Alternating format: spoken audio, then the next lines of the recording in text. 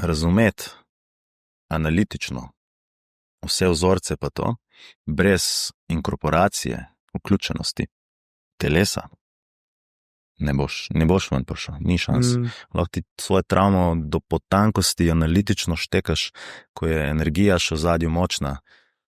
Ob prvem in močnem impulzu pozabi, vse gre stran.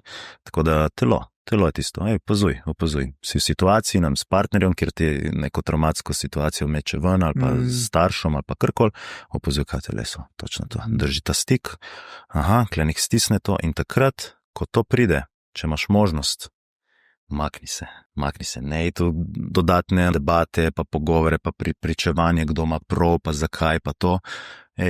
Če je možno, malo se odstrani, usedi se in bodi s temi občutki. Sam bodi s temi občutki. In ko se to enkrat transformira, boš opazil, da boš drugačna oseba. To je point.